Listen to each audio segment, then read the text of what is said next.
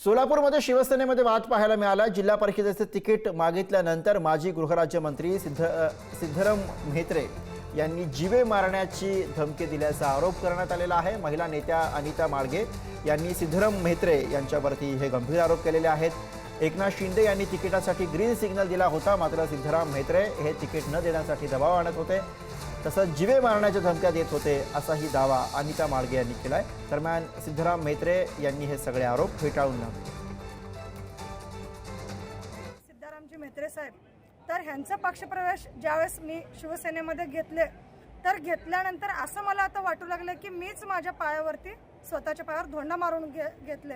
बी form माझ्या हातात दिले, बोरामणी पंचायत समिती गण आणि झडपी गणाचे बी फॉर्म हातात दिल्यानंतर हे फॉर्म येणार आहेत असं तिथल्या अधिकाऱ्यांनी बोलले। तुम्ही बसा 10 मिनिट म्हणून बोलले, पण 10 मिनिट म्हणता म्हणता 1 तास झालं। नंतरने आमच्या जिल्ह्यातील काही कटकारस्थानी लोक डायरेक्ट पक्षाच्या सचिवांना कॉल केले आणि वेगळ्या पद्धतीने बोलून आणि ताईंचा पत्ता कट कशा पद्धतीने करता येईल हे षडयंत्र खूप मोठ्या प्रमाणाने रचलं गेलं।